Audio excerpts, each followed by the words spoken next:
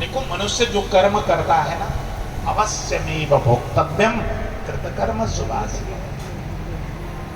आप जो आज कर्म कर रहे हैं, दूसरे को पीड़ा पहुंचा रहे हैं, तो ये निश्चित रूप से मानो कि आपने वो पीड़ा जो पहुंचाई है ना, वो पीड़ा एक प्रकार से आपने बैंक में जमा कर दी है। और जो बैंक में जमा होता है वो तो ब्याज सहित मिलता है। वो पीड़ा आपको कभी ना कभी अवश्य ब्याज सहित अवश्य वापस मिलेगा। बैंक की जो संपत्ति है, ऐसा नहीं होता कि आपको न मिलेगा। आपको नहीं मिलेगा तो आपके पुत्र को मिलेगा। आप यदि नहीं भी रहेंगे तो भी आपके संतान को मिल जाएगा। लेकिन जो कर्म जो मनुष्य करता है, उसकी पीड़ा मनुष्य को ही भोगना पड़ता है और किसी को नहीं भोगना पड़ता। ब्याज सही, इस जन्म में नहीं तो अगले जन्म में सही। हम लोग कई बार अपने जीवन में ऐसे ऐसे भोग भोगने पड़ते हैं, बहुत कष्ट पाते हैं हम लोग। और कई बार आप लोगों ने सुना होगा, मुझे याद नहीं कि मैंने जीवन में कभी किसी को कष्ट पहुंचाया, लेकिन पता नहीं मेरे जीवन में इतने कष्ट क्यों आते हैं। लोग कहते हैं, हम लोगों के पास तो आकर पता नहीं कितने लोग ऐसे प्रश्न किया करते हैं। देखो, इसका यही जवाब है, इस जन्म में आपने कोई पाप नहीं की, ये सत्य है। लेकिन आपको जो इस जन्म में पीड़ा पहुंच रही है ना, वो पिछले जन्म का कोई कर्म ऐसा रह गया था, उस पीड़ा को इस बार आपको भोगना पड़ रहा है। ये क्लियर रूप से समझ लेना। इसलिए इस संसार में ऐसा व्यवहार कभी भी मत करो जो कभी भी, क्योंकि वो ब्याज सहित मिलने वाला है। इसलिए ऐसा कर्म नहीं करना।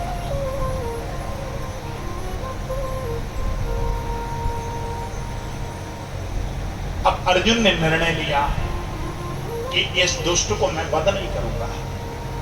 अर्जुन ने अश्वत्थामा को भरी सभा में अपमानित करके, देखो, कोई प्रतिष्ठित व्यक्ति को यदि भरी सभा में आप अपमानित भी कर देते हो, लोगों के सामने यदि अपमानित करते हो, तो वो एक प्रकार का मृत्यु समान है। उसको वध करना और अपमान करना बराबर है, और उससे आपको दोष नहीं लगेगा। लेकिन उसको मृत्यु तुल्य अपमान जो होता है, वो मृत्यु से भी और ज्यादा कष्टकर होता है। अश्वत्थामा को अपमानित करके जब सभा से निष्कासित की गई, अश्वत्थामा ने मन में ठान ली, अब इन पांडवों का मैं वंश नहीं चलने दूंगा। और पांडवों के वंश में अब केवल और केवल उत्तरा गर्भवती है। उत्तरा के पति अभिमन्यु चक्रव्यूह में मारे जा चुके हैं। यदि मैं उत्तरा का वध कर दूंगा तो पांडवों का वंश समाप्त हो जाएगा। इस कुत्सित मनसाय के साथ अश्वत्थामा ने उत्तरा को मारने के लिए जैसे अस्त्र चलाया, सामने से आता हुआ अस्त्र जब देखा, उत्तरा छोटी सी उम्र की उत्तरा गर्भवती हो चुकी थी। शादी हुए 1 साल होने को थे, विधवा हो चुकी थी, श्वेत वस्त्र धारण करती थी उत्तरा। रोते बिलखते गई है भगवान कृष्ण के पास, आंखों से आंसू की धार बहाते हुए गोविंद को पुकारते हुए कहा, पाहि पाहि महायोगिन देव देव जगत्पते नान्यं त्वद्भयं पश्ये यत्र मृत्युः परमम्। हे गोविंद, मैं आपके शरण में आई हूं गोविंद। मेरा आपके अलावा और कहीं भी शरण में जाने लायक का स्थान मुझे नहीं दिखाई देता। ये गोविंद, मैं मर जाऊं कोई बात नहीं, लेकिन मेरे गर्भ को आप बचा लीजिए प्रभु।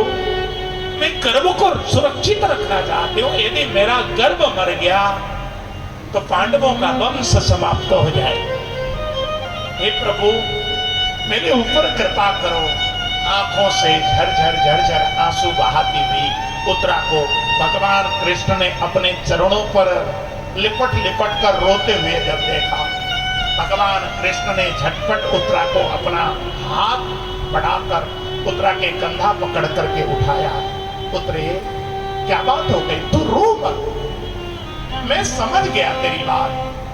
इतना कहकर उत्तरा के मुंह के मार्ग से भगवान ने सूक्ष्म रूप बनाकर भीतर गए और उत्तरा के गर्भ के चारों तरफ चक्रावतार लेकर भगवान ने उस गर्भ की सुरक्षा की है।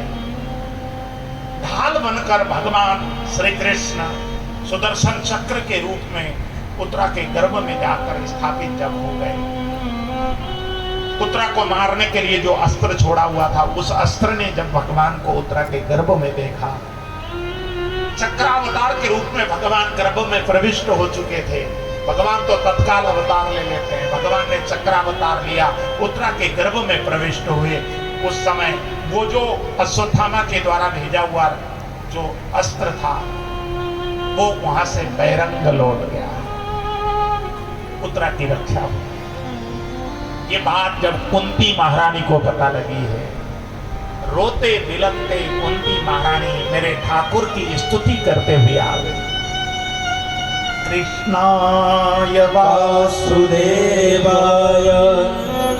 देवकी नंदनाय च नंद गोप कुमाराय गोविंदाय नमो नमः पंकजनाभाय नमः पंकजमालिने नमः पंकजनेत्राय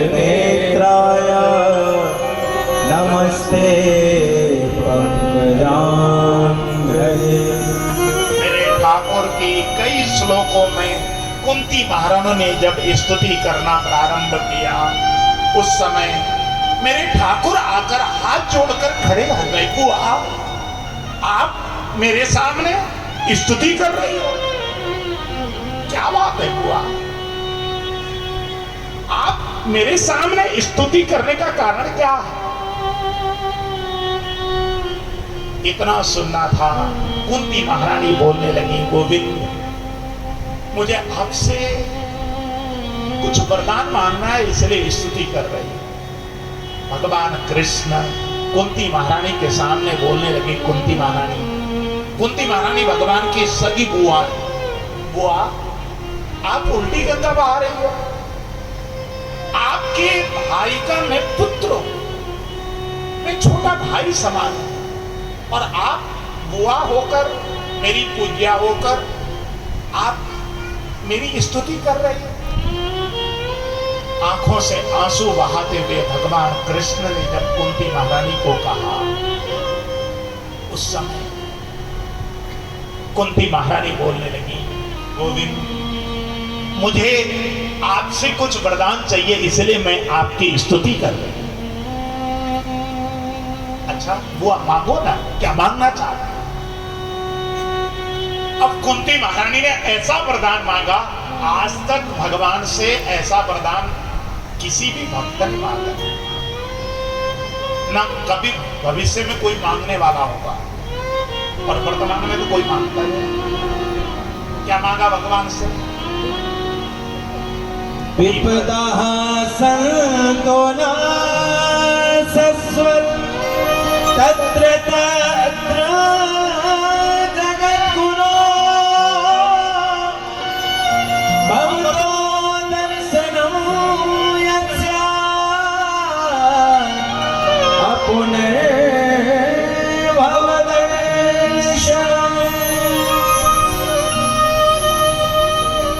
हे गोविंद, आप यदि मुझे देना चाहते हैं तो केवल और केवल विपत्ति दीजिए, मुझे संपत्ति नहीं चाहिए, मुझे सुख नहीं चाहिए, मुझे दुख चाहिए। इतना सुनना था, कुंती महारानी ने जैसे ही कहा मुझे विपत्ति चाहिए, मुझे दुख चाहिए, भगवान भीतर से हिल गए। भगवान कुंती महारानी के सामने घुटना टेक कर बैठ गए, हाथ जोड़कर पूछने लगे, बुआ तुम मुझसे दुख मांग रही हो? तुम्हारे जीवन में सुख कब आया? तुम्हारी शादी भी नहीं हुई थी, तुम कुंवारी थी, गर्भवती हो गई सूर्य नारायण से। और हमारे समाज में अविवाहित कन्या यदि गर्भवती हो जाए समाज रहने देता? कितनी थू हुई तुम्हारी। और तुम वन में 1 वर्ष तक उस गर्भ को लेकर दर दर भटकते हुए कैसे तुमने उस गर्भ को 1 वर्ष तक अपने गर्भ में धारण किया। और जैसे ही गर्भ पैदा हुआ, वो बालक पैदा हुआ, उस कलेजे के टुकड़े को तुमने बक्से में रखकर जब नदी में बहाया, उस समय आपके जीवन में क्या बीती होगी या तो तुम जानती हो या मैं जानता हूं।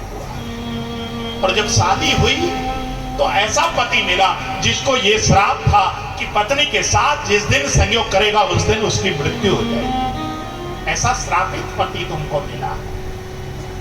चलो देवताओं की कृपा से आप गर्भवती हो गई, आपको पुत्र भी प्राप्त हो गए, पति की सहमति थी उसमें, और पति की मृत्यु हो गई। आपके पुत्र पैदा हो गए, उन पुत्रों को उनका भाग नहीं दिया गया। वो पुत्र राजभवन में जब गए तो दर दर रोज के रोज अपमानित होते, और उन पुत्रों को कितना कष्ट दिया गया, कितने ताने सुनने पड़े, कितने अनेक प्रकार का दुर्व्यवहार हुआ तुम्हारे पुत्रों के साथ, तुम्हारे साथ। बुआ तुम्हारी कुलवधु को, द्रौपदी को भरी सभा में नग्न किया जाना, 12 वर्ष का वनवास, अज्ञातवास, क्या क्या नहीं थे। और जब जब तुम्हारे जीवन में कष्ट के समय आए, सहायता करने के लिए बार बार मुझे द्वारका से तुम्हारे पास आना पड़ा। अभी भी तुम दुख की याचना कर रही हो मुझसे? बुआ क्यों? इतना कहना था, कुंती महारानी बोलने लगी, हे गोविंद, दुखों से अगर चोट खाई न होती तो कन्हैया तेरी याद आई न हो। कन्हैया, दुखों से अगर चोट खाई न होती तो कन्हैया तेरी याद आई न होती।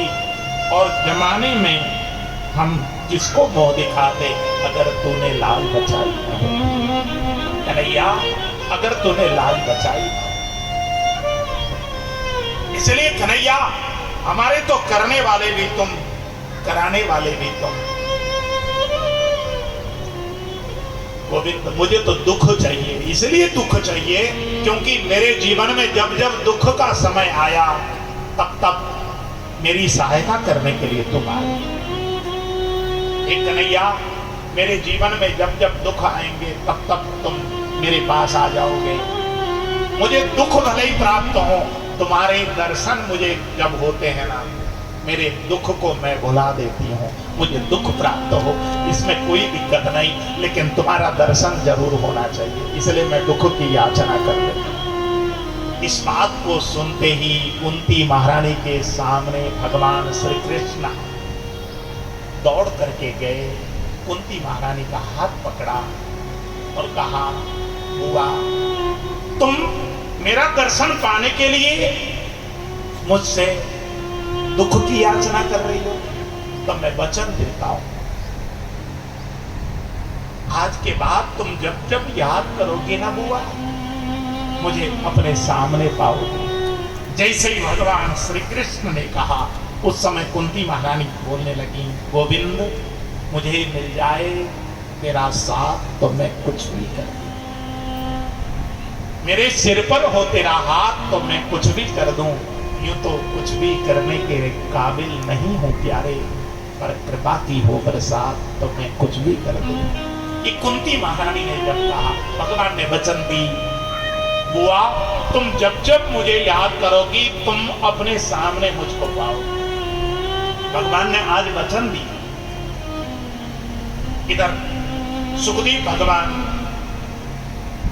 सुत जी महाराज सौनकादि 88,000 ऋषियों के समक्ष वर्णन करते हुए बोलने लगे, हे सौनकादि 88,000 ऋषियों, कुंती महारानी ने इस प्रकार भगवान से जब वचन ली, तब कुंती महारानी ने भगवान को कहा, भगवान आप हमारे पांडवों को भी तो कुछ उपदेश दो। तब भगवान श्री कृष्ण ने कहा कि बुआ मैं तो इन पांडवों को क्या उपदेश दे सकता हूं, पांडवों को उपदेश मैं दिलवा दूंगा। इतना कहकर पांचों पांडव और द्रौपदी को लेकर भगवान भीष्म दादा जो सरसैया में सोए हुए थे वहां पर गए। 57 दिन से भीष्म दादा सरसैया पर सोए हुए और भीष्म दादा के पास ले जाकर पांचों पांडवों ने जैसे ही भीष्म दादा को प्रणाम किया, भीष्म दादा ने उन पांचों पांडवों को बहुत दिव्य दिव्य उपदेश प्रदान किए। 57 दिन से सरसैया पर सोए हुए भीष्म दादा, एक एक बूंद शरीर का रक्त टपक टपक कर समाप्त हो चुका है। इतना दिव्य उपदेश दर्ज किया। तब भीष्म दादा ने भगवान कृष्ण से कहा, गोविंद आप आकर मेरे पांव की ओर खड़े हो जाओ। मेरे ठाकुर आकर पांव की ओर खड़े हो। भक्त और भगवान के आंखें चार।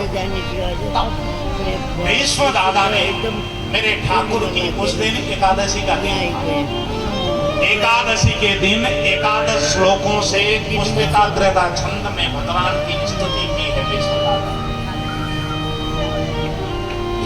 मते रूप कल्पिता कृष्ण भगवते सात्वत पुंगवे विभूति स्वसुख भगते भजेत भगवते रूपे योसया भव प्रभात प्रभु मन कमल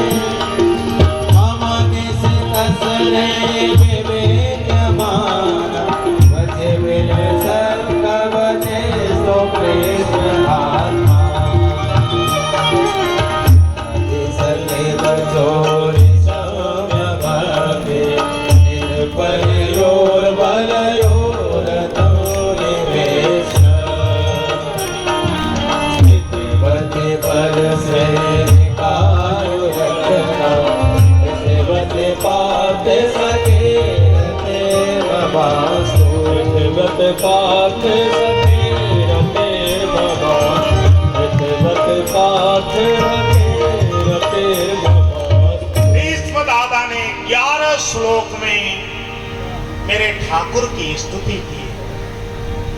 ये भागवत के श्लोक हैं। देखो भागवत के श्लोक सुनने से पढ़ने से जीवन के शोक दूर होते हैं। आप लोग कई बार सोचते होंगे कि ये कथा में बार बार ये श्लोक क्यों बोलते। ये श्लोक इसलिए बोला जाता है, इन श्लोकों से मनुष्य के शोक दूर होते। अच्छा इन श्लोकों का अर्थ क्या है हमने अभी जो पढ़ा, अब अर्थ सुन लो जरा भजन के माध्यम से। प्रभु अपने दर से अब तो न टालो, मेरा जा रहा हूँ, उठा लो प्रभु अपने दर से अब तो न टालो,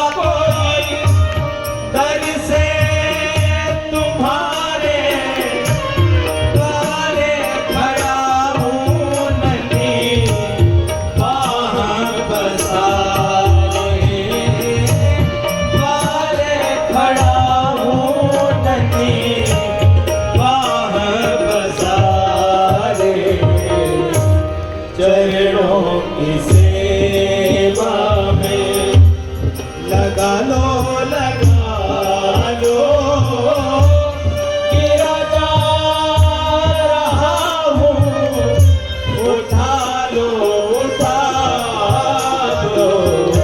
प्रभु अपने दर से अब तो न डालो गिरा जा रहा हूँ उठा लो प्रभु अपने दर से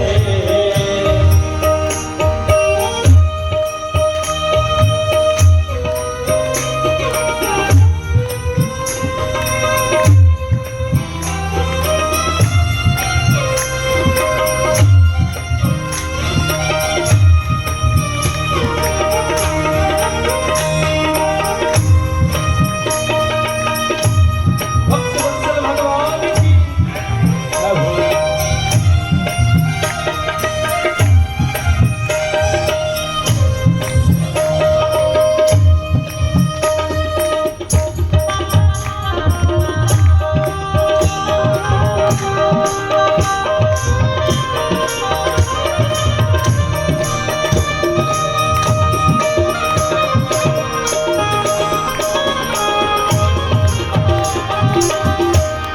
नहीं टूट पाएगा दुनिया का बंधन नहीं टूट पाएगा दुनिया का बंधन जब तक कृपा ना होगी तेरी रघुनंदन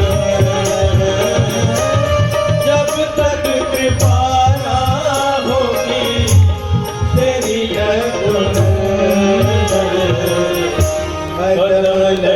लड़खड़ाए हैं संभालो गिरा जा रहा हूँ उठा लो प्रभु अपने दर से अब तो डालो गिरा जा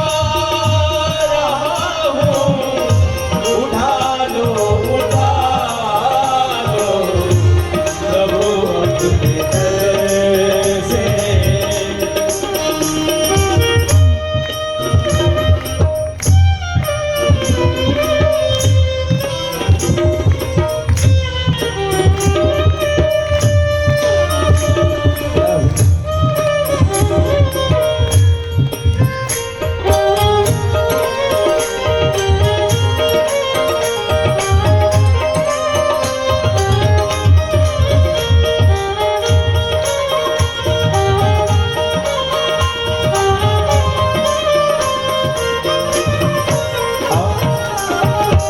अगर था हटाना तो फिर क्यों बुलाया अगर था हटाना तो फिर क्यों बुलाया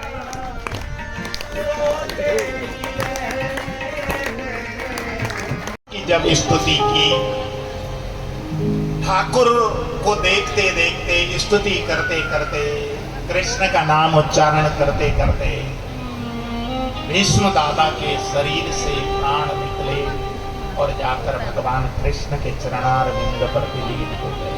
भीष्म दादा का महाप्रयाण मोक्ष मिल गया, उनकी सदगति हो गई। कल्पना करो मेरे भागहन कितने बड़े भाग्यशाली रहे होंगे भीष्म दादा। आप लोगों ने मानस में एक चौपाई पढ़ी, जन्म जन्म मुनि जतन कराए जन्म जन्म मुनि जतन कराए अंतराम कहीं पावत नारे अंतराम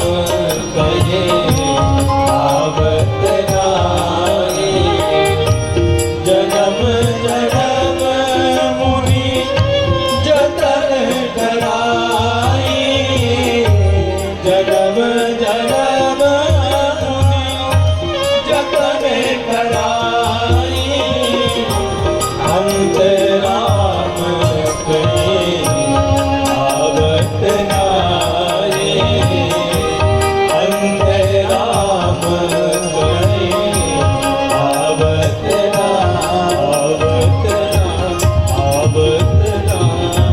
जन्म जन्मांतर युग युगांतर कल्प कल्पांतर तक ऋषि मुनि साधु संत वन में जाकर, कंदराओं में जाकर, पहाड़ों में जाकर, पर्वतों में जाकर हजारों वर्ष नेत्र बंद करके रीढ़ की हड्डी सीधी करके ध्यान करते हैं, तपस्या करते हैं, माला का जप करते हैं।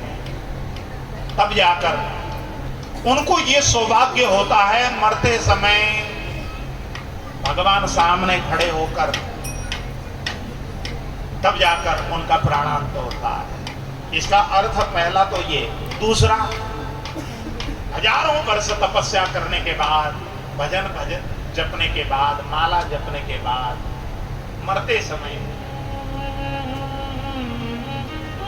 मुंह से राम कही,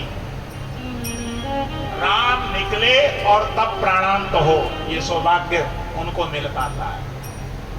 हर किसी को नहीं मिलता, लेकिन भीष्म दादा के सामने ये दोनों सौभाग्य प्राप्त हुए हैं।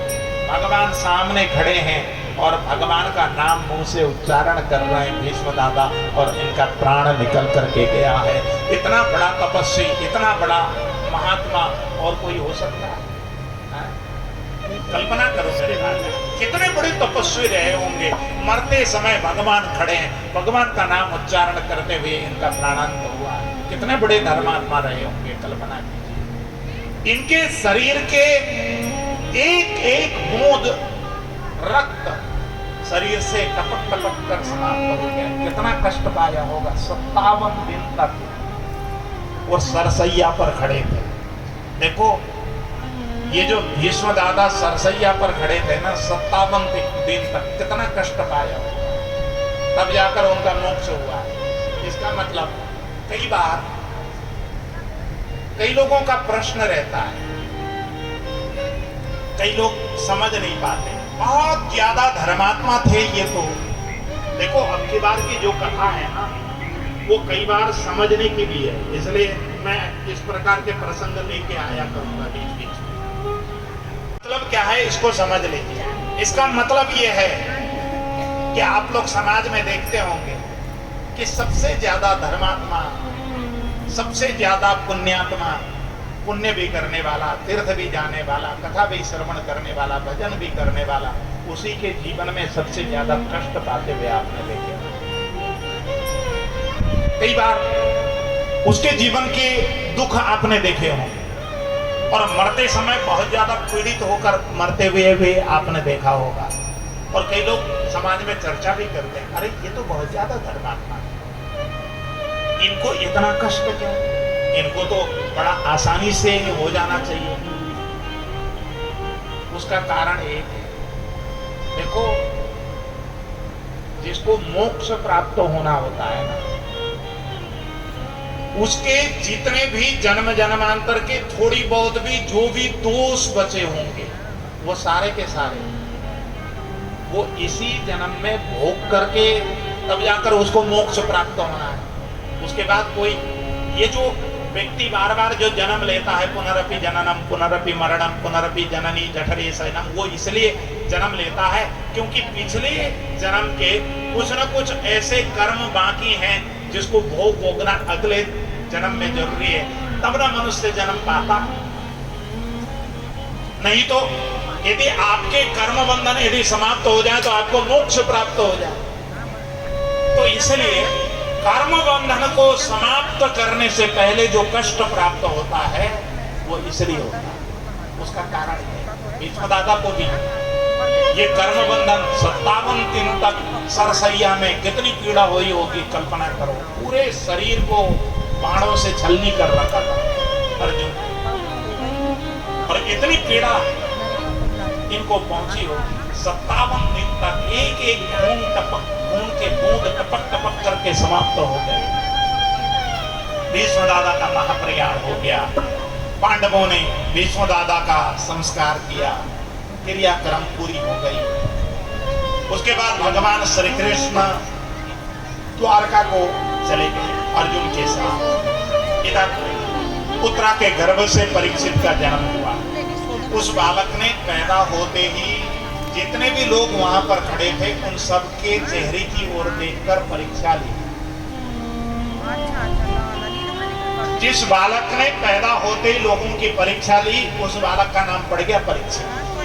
इनका नाम परीक्षित नहीं था, इनका नाम था विष्णुराज, लेकिन इनका नाम परीक्षित के नाम से फेमस हुआ। ये थे विष्णुराज। पैदा हो गए, धीरे धीरे बढ़ने लगे।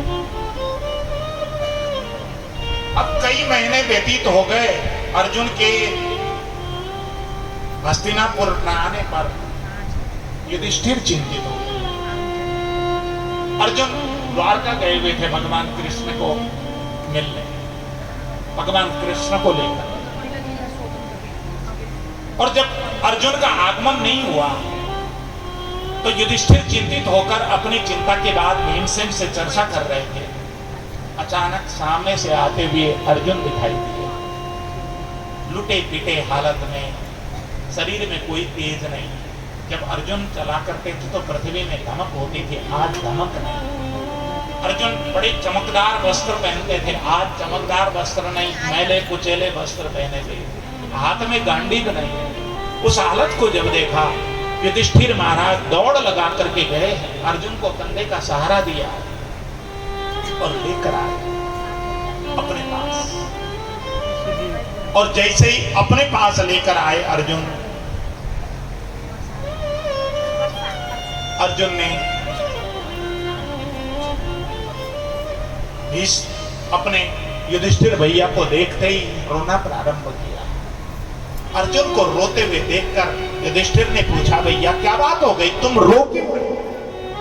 तुम तो कभी रोया नहीं करते थे, तुम्हारे आंखों में कभी हमने आंसू नहीं देखी थी,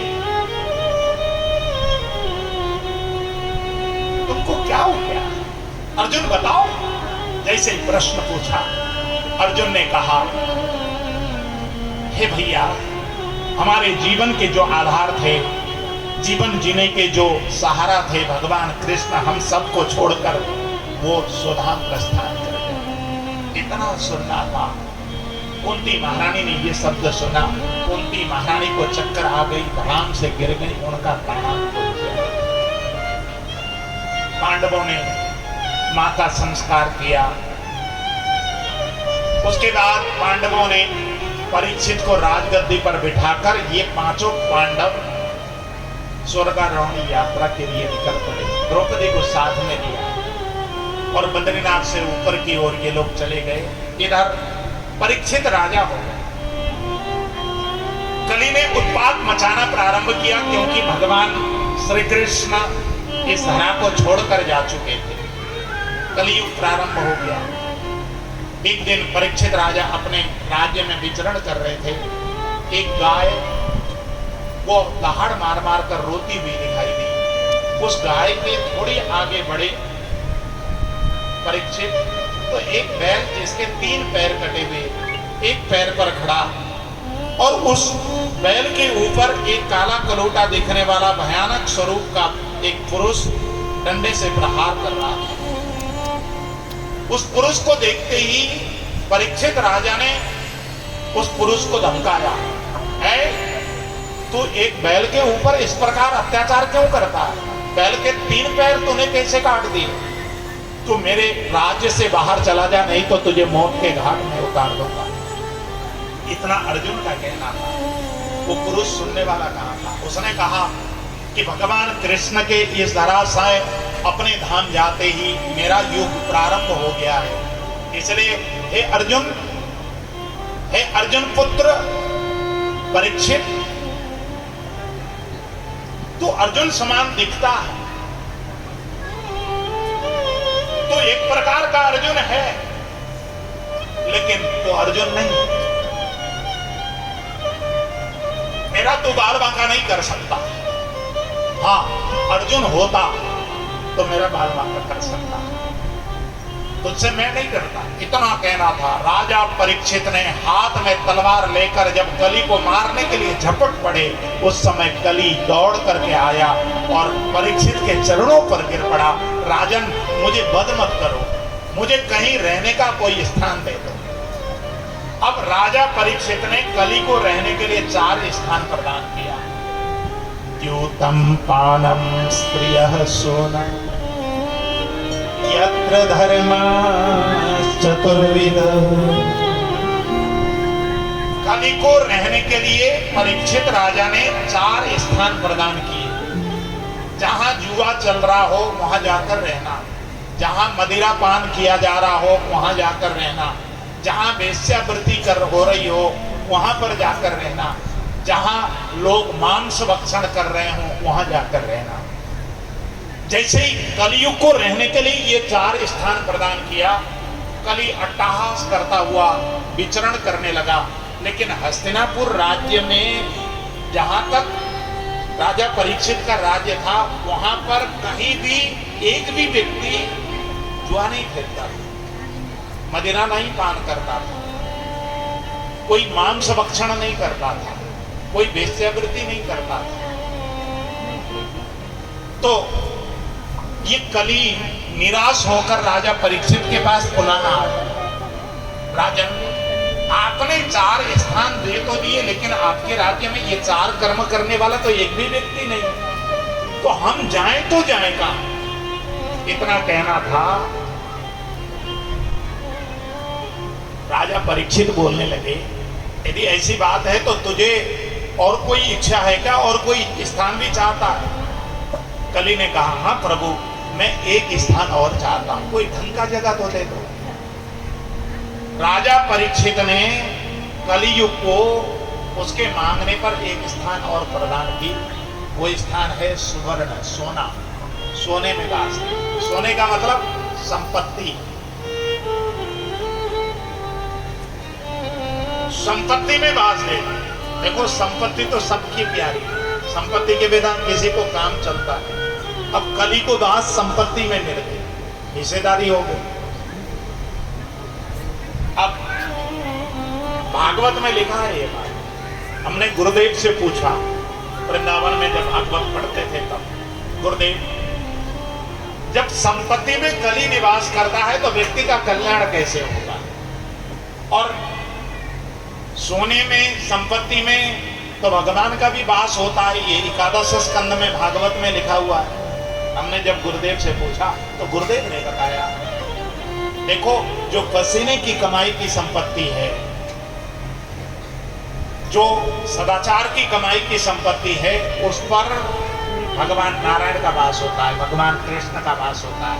लेकिन दूसरे को मारकर, दूसरे को रुलाकर जो कमाई गई संपत्ति है, सोना है, उस पर कली का वास होता है।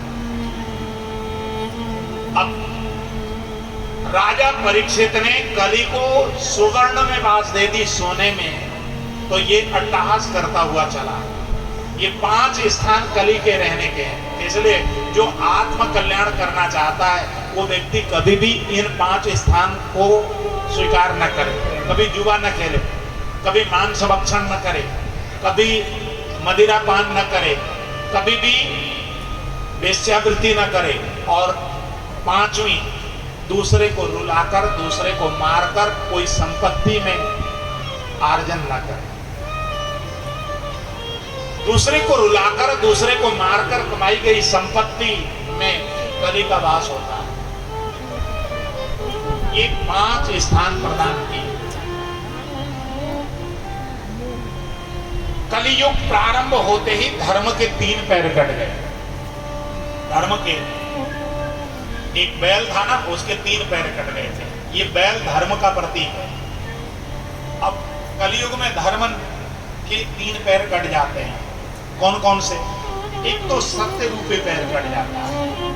धर्म के 4 पैर, उसमें से एक सत्य, दूसरा तप, तीसरा दया, चौथा दान। इन 4 में से 3 पैर कट गए। सत्य रूपी पैर कटा, तप रूपी पैर कटा, दया रूपी पैर कटा। केवल एक पैर बचा है जिसका नाम है दान। कलयुग में मनुष्य दान करके अपना कल्याण कर सकता है। इसलिए अच्छा, कलयुगी लोग दान इसलिए किया करते। अच्छा, सत्य नहीं बचा, सत्य बचा क्या? अब किसी को पूछो भैया कहाँ गए थे, तो जवाब क्या मिलता है? कहीं नहीं, बाजार तक गए थे। अब ये कहीं नहीं बोलने की क्या जरूरत है, सीधे बोलो ना बाजार तक गए। अब बच्चों को पूछो बच्चों क्या कर रहे हो? कुछ नहीं माँ, पढ़ रहा है। अब ये सीधे बोलो पढ़ रहा है, अब कुछ नहीं बोलने की क्या जरूरत है। अब किसी को पूछो भैया क्या खा रहे हो? कुछ नहीं, लड्डू पड़े थे वही खा रहे हैं। अब ये कुछ नहीं बोलने की क्या जरूरत, सीधे बोलो ना लड्डू खा रहे हैं। लेकिन मनुष्य सत्य भी बोलता है तो झूठ के साथ सत्य बोलता है। कलयुग में सत्य नहीं बचा, और तब तो बिल्कुल भी नहीं बचा। तब किसको बोलते हैं? रीढ़ की हड्डी सीधी करके नेत्र बंद करने को ही सत्य नहीं कहा जाता, तब नहीं कहा जाता। तब कहा जाता है सहन करने की शक्ति को। और सहन करने की शक्ति है, कोई एक शब्द बोल दे जरा, फिर देखो 440 वोल्ट का झटका कैसे मारता है मनुष्य। सहन करने की शक्ति नहीं बची। और दया तो बिल्कुल भी नहीं बची भाई। किसी को पीड़ित देखते हैं तो तुरंत आदमी कहता है अरे बेचारा, लेकिन हम क्या कर सकते हैं, आदमी आगे बढ़ जाता है। दया नहीं बचा। केवल दान पर इस कलयुग में धर्म टेका हुआ है। मनुष्य कैसा भी हो, कलयुग में दान जरूर करता है। किसी को दुखी अवस्था में देखता है तो 2 रुपए दे के ही आगे बढ़ता है। कहीं भी मंदिर में जाता है तो कुछ ना कुछ चढ़ाता है। कथा कीर्तन में कुछ ना कुछ दान करता ही करता है। इसलिए ये कलयुग में धर्म जो बचा है केवल और केवल दान में बचा है। इसलिए गोस्वामी जी ने कहा प्रगटे 4 पग धर्म की, कली मह एक प्रधान, कीन कीन विधि कीने दान करई कल्याण। इसलिए कलयुग के मनुष्य का कल्याण दान करने से होता है। देखो पैसा की जो कमाई होती है ना, धन की कमाई, उसमें भी समय लगता है। तो मनुष्य जितना समय धन कमाने में लगाता है, वो धन ले जाकर धर्म कर्म में यदि दान करता है तो वो उसका भजन हो जाता है। बस इसलिए दान का महत्व हुआ है। सूत जी महाराज कथा को आगे बढ़ाते हुए बोलने लगे, अब राजा परीक्षित ने कली को स्थान तो दे दिया रहने के लिए, और अपने घर में जब गए इन्होंने एक मुकुट अपने सिर पर धारण कर लिया। कली को मौका मिल गया। इनके पुरखे उस मुकुट को किसी का वध करके ले आके वो मुकुट उसका रखा हुआ था। कुछ लोग कहते हैं कि जरासंध का मुकुट था, कुछ लोग कहते हैं शिशुपाल का मुकुट था। अब किसका मुकुट था वो तो कभी मिलेंगे तो पूछ लेंगे, अर्जुन जी किसका मुकुट लेकर रखा था आपने। लेकिन अब इन्होंने जब धारण किया, सोने का मुकुट था, कली को मौका मिल गया, कली आकर इनके सिर पर सवार हो गया। जैसे ही सिर पर सवार हुआ, कभी भी शिकार न खेलने वाले राजा परीक्षित, शाकाहारी राजा, आज उनके मन में आया कि मैं जाकर वन में जाकर मृग को मार के लाऊं। ये मृगया करने के लिए वन में गए, रास्ता भटक गए, शाम का समय हो गया, भूख लगी, प्यास लगी। एक सामने एक आश्रम दिखाई दिया, उस आश्रम में पहुंच गए। दरवाजा खटखटाया, भीतर से कोई आवाज नहीं आई। अब तो राजा परीक्षित ने जब भीतर से कोई आवाज नहीं आया तो राजा परीक्षित दरवाजे को खोलकर भीतर दाखिल हो गए। जैसे ही भीतर दाखिल हुए हैं, एक संत को ध्यानस्थ अवस्था में जब देखा, उन संत को जाकर प्रणाम किया और संत से कहा, संत भगवान मुझे प्यास बहुत लगी है, पानी पिलाइए। जब निवेदन किया, संत तो समाधिस्थ थे, उनको मालूम ही नहीं चला। अब राजा परीक्षित प्यासे थे, बड़े तिलमिला गए। द्वार से बाहर निकले, मरा हुआ सांप देखा, उस सांप को लेकर जग गए और संत के गले पर पहना दिया। और क्रोध से क्रोधित होकर ये अपने घर की ओर लौट गए।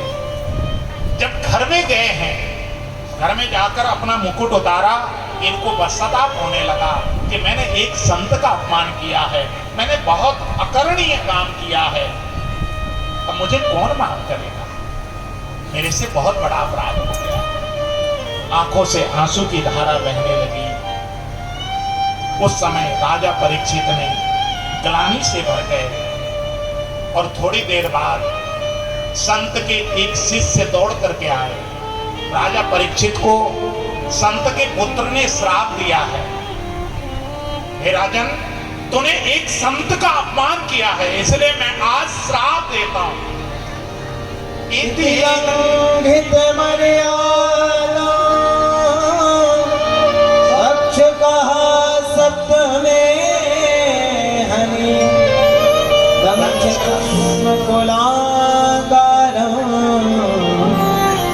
चोदितो में तद्रुहम्। एक कुलंगार परीक्षित, तूने तपस्या में बैठे हुए एक संत का अपमान किया है, तुझे मैं श्राप देता हूं, आज के 7वें दिन तुझे तक्षक नाग दंशन करेगा, तेरी मौत हो जाए। जब श्राप लगा, ऋषि के शिष्य इस खबर को लेकर जब राजा परीक्षित के पास आए, राजा परीक्षित ग्लानि से भरे हुए थे, पश्चाताप के आग में जल रहे थे। उस समय राजा परीक्षित को जब ये सूचना प्राप्त हो गई कि तुझे आज के 7वें दिन तक्षक नाग दंशन करेगा, तेरी मौत हो जाएगी। जब राजा परीक्षित को यह बात मालूम चली, राजा परीक्षित ने अपने पुत्र जन्मेजय को राजगद्दी पर बिठाया, राज तिलक की और स्वयं संतों के घर घर जाकर ये पूछने लगे कि मरने वाले व्यक्ति को क्या करना चाहिए। म्रियमाणस्य किम कर्तव्यः, ये घर घर में जाकर पूछने लगे। लेकिन कोई भी संत राजा परीक्षित के प्रश्न का उत्तर देने के लिए अपने आप को जब समर्थ नहीं मानता, उस समय राजा परीक्षित चलते चलते सुखताल क्षेत्र में पहुंचे। वट वृक्ष के नीचे बैठकर संतों के जमघट जहां हुई, वहां पर बैठकर इन्होंने संतों के चरण में बार बार जब प्रणाम किया। संत लोग तो आशीर्वाद देने आए हुए। कौन कौन संत आए, यहाँ पर संतों की पूरी लिस्ट वर्णन है। अत्रि वसिष्ठ श्रवण सरल्वा हरिष्ठ नेमिव गुणागिरास पराशरो वादिसुतोत्तरा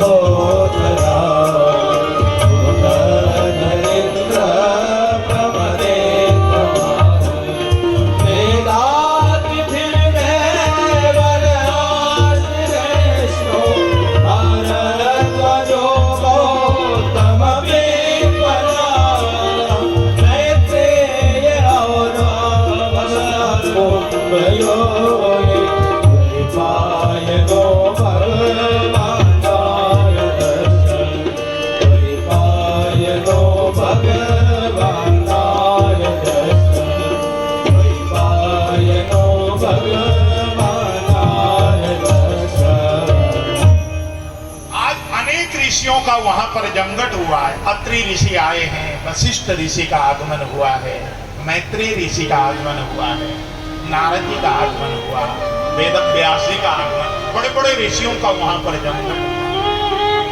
इतने सारे ऋषियों को देखकर राजा परीक्षित ने सभी ऋषियों के चरण में जाकर बार बार प्रणाम किया और एक ही प्रश्न पूछा, मरने वाले व्यक्ति को करना क्या चाहिए।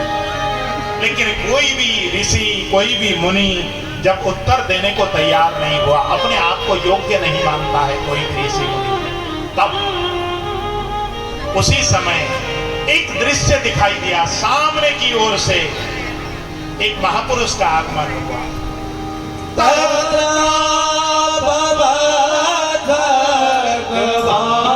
व्यास पुत्रो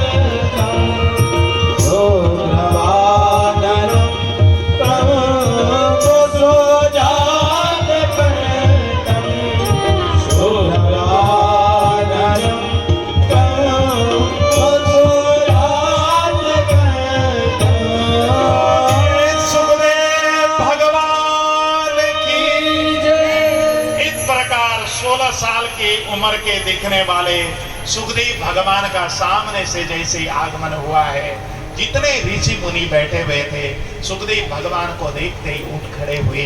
सबने सुखदेव भगवान का स्वागत किया। सुखदेव भगवान व्यास आसन पर आकर बैठ गए और जैसे ही व्यास आसन पर विराजमान हुए हैं, राजा परीक्षित ने प्रश्न पूछा, गुरुदेव अतः पृच्छामि संसिद्धिं योगिना परमं गुरु पुरुषस्य यत् कार्यं म्रियमाणस्य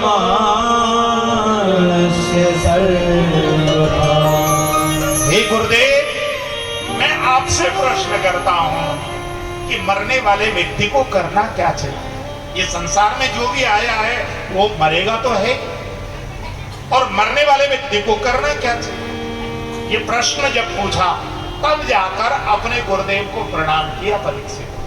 पहले प्रणाम नहीं किया, पहले प्रश्न किया। क्योंकि राजा परीक्षित को 7वें दिन तक्षक नाग दंशन करेगा, ये श्राप लगा। जब श्राप लगा है तो परीक्षित एक ही बात जानना चाहता है, मरने वाले व्यक्ति को करना क्या चाहिए।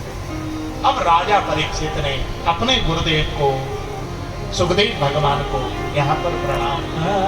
गुरुदेव, मेरी नाव चले गुरु के सहारे,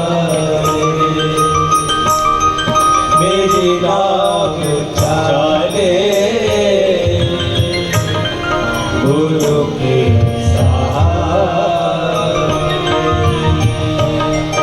हम सद्गुरु जी के गुरु जी हमारे,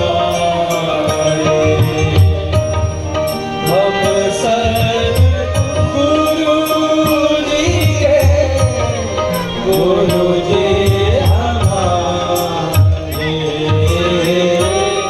मेरी नाव चले गुरु के सहारे, मेरी नाव चले गुरु के सहारे।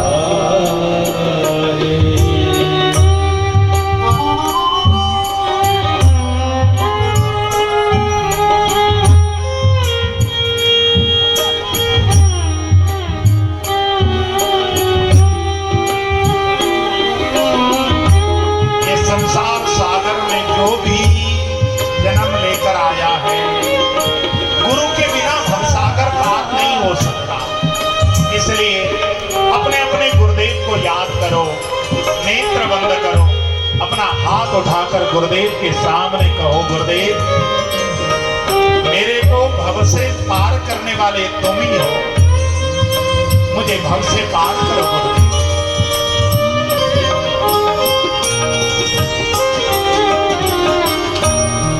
बंदर हो गुरु पर पद्म परागा, बंदर हो गुरु पर पद्म परागा, सुरुचि सुवास से अनुराग।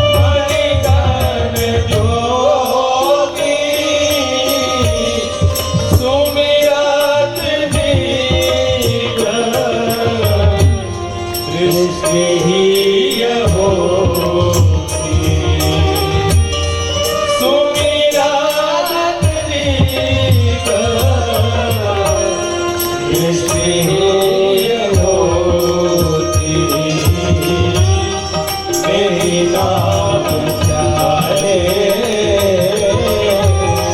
गुरु के सहारे, मेरी नाम चाहे गुरु के सहारे।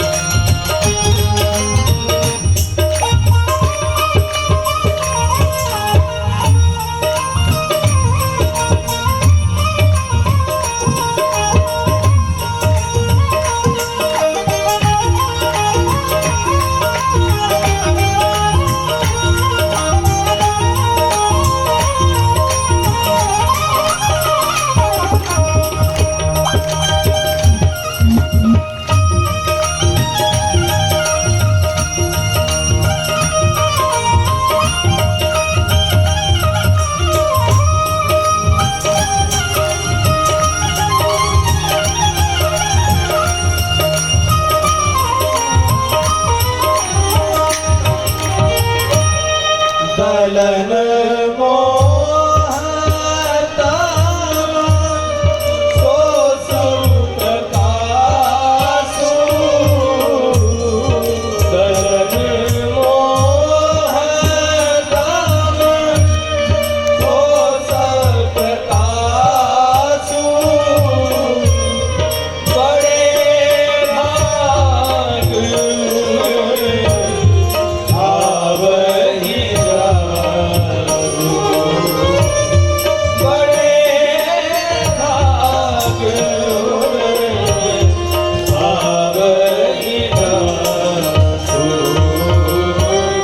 मेरी नाम चाहे गुरु के सहारे, मेरी नाम चाहे गुरु के सहारे। अब सद्गुरु जी के गुरु जी हमारे, सद्गुरु जी के गुरु जी हमारे, मेरी नाम चाहे गुरु के सहारे, मेरी नाम चाहे गुरु के सहारे, गुरु के सहारे, गुरु के सहारे।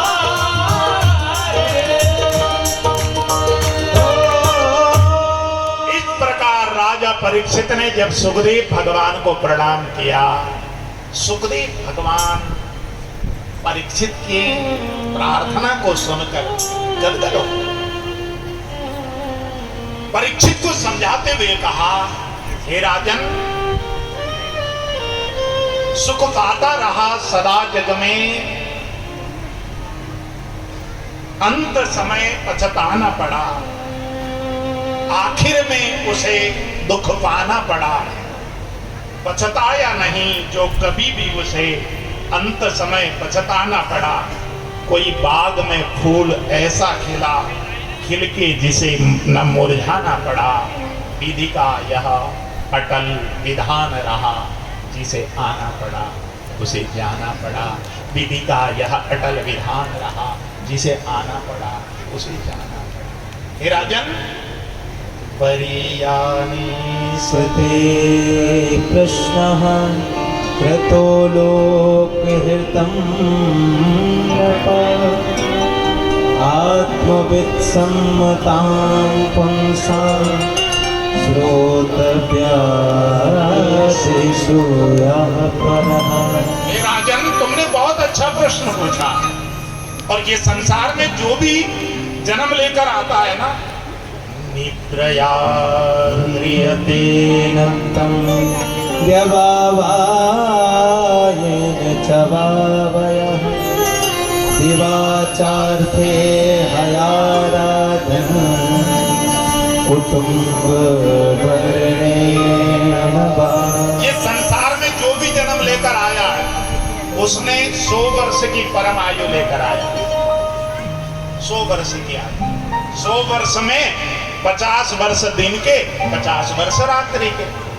अच्छा, रात का समय निकाल दो, वो तो सोने में बीत जाती है। कितना मनुष्य का आयु बचा? 50 वर्ष। 50 वर्ष में भी 25 वर्ष तक की आयु को निकाल दो, क्योंकि पढ़ने में, खेलने में, कुछ समझने में 25 वर्ष लग जाते हैं। और 75 के बाद की आयु भी निकाल दो, क्योंकि दवा खाते खाते हॉस्पिटल के चक्कर लगाते लगाते समय बीत जाता है। उसके बाद का समय भी निकाल दो, तो मनुष्य का आयु कितना बचा? कुछ बचा? अपने पल्ले क्या? कुछ भी नहीं। 25 वर्ष की आयु बचती है टोटल। और उसी 25 वर्ष की आयु में सारा परिवार का पालन पोषण करना, बच्चों की परवरिश करना, उनको बच्चों को पढ़ाना लिखाना, सारी जिम्मेवारी अपने ऊपर, और उसी के ऊपर परमात्मा की प्राप्ति करना। मनुष्य के पास समय नहीं है। और इस संसार में मनुष्य जो पैदा होकर आया है वो काहे के लिए आया? होमवर्क लेकर आया। प्रभु रूपी, परमात्मा रूपी मास्टर ने होमवर्क दिया कि जा बेटा, तू अपना कल्याण करने के लिए ये काम करना, जा सत्कर्म करना, भक्ति करना, भजन करना, प्रभु का चिंतन करना। प्रभु ने होमवर्क देकर भेजा। लेकिन हम इस पृथ्वी में आने के बाद प्रभु को भुलाकर, जो होमवर्क था उसी को छोड़कर और सारे संसार के काम करने लगे। देखो, जो बच्चे स्कूल में होमवर्क पूरा करके नहीं जाते, वो मास्टर जी से बचे बचे चलते हैं। हमारे गुरुदेव कहा करते हैं कि जो बच्चे होमवर्क पूरा करके जाते हैं वो मास्टर जी के सामने बैठते हैं, निडर रहते हैं, उनको डर नहीं लगता। और बार बार वो होमवर्क की पुस्तिका को निकालते रहते हैं। मास्टर जी को कहते हैं, मास्टर जी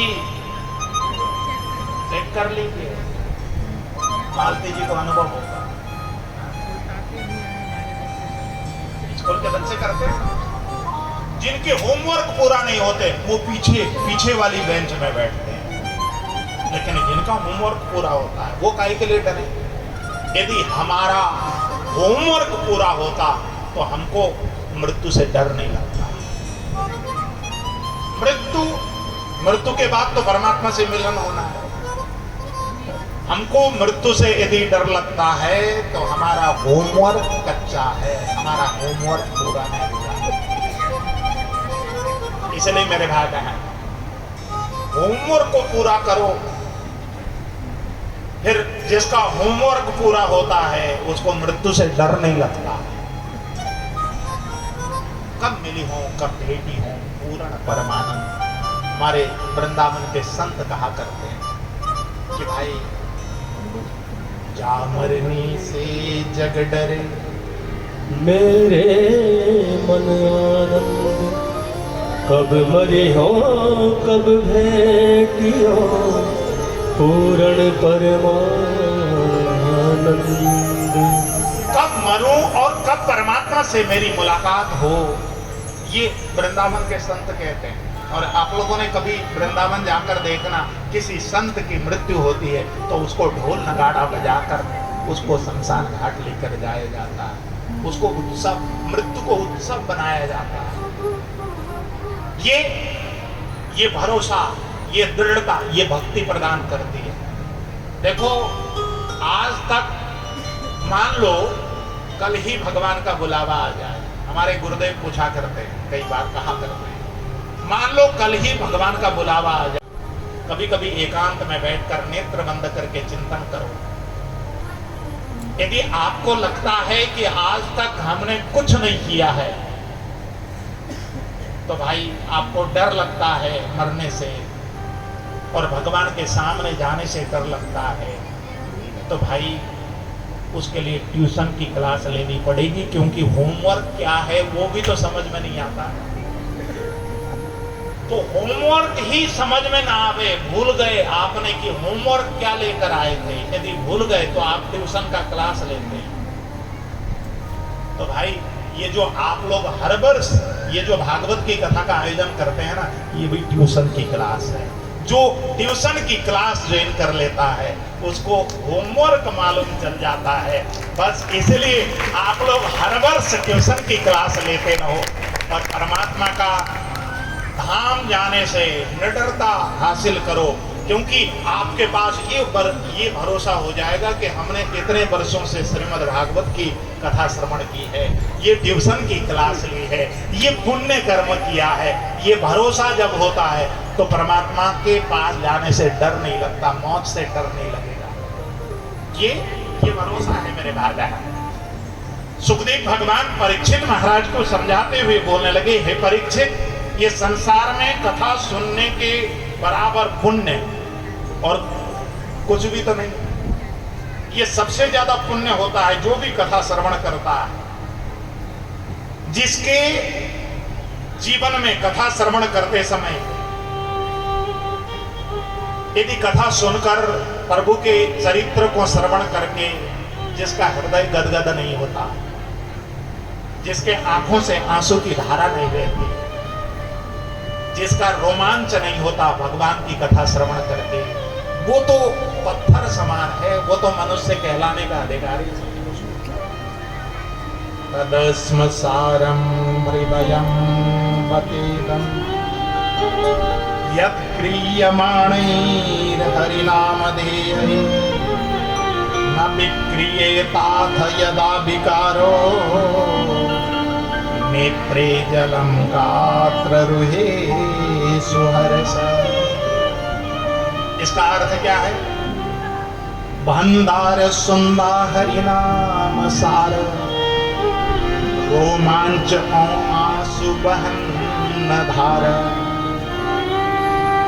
नाच दैन जसको उरनाम सुंदा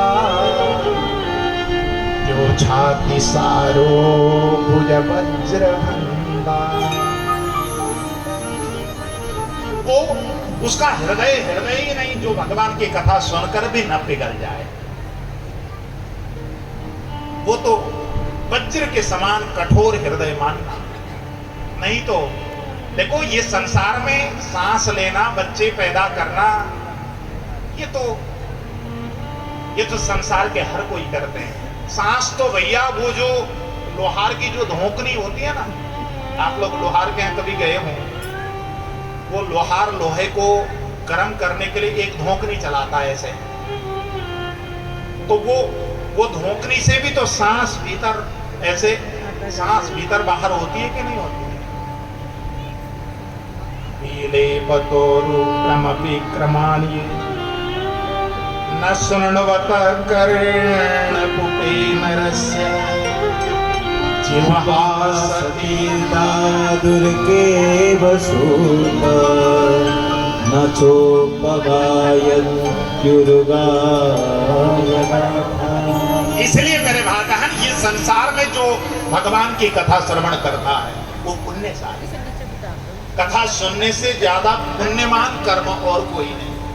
इस प्रकार यहाँ परीक्षित को सृष्टि का वर्णन किया, कथा की महिमा कही, भागवत के 10 प्रकार के विषयों को यहाँ वर्णन करने के बाद सुखदेव भगवान इससे आगे की कथा क्या कहते हैं। आज कथा ट्रैक में आ गई है, अब इससे आगे का दर्शन हम लोग कल करेंगे।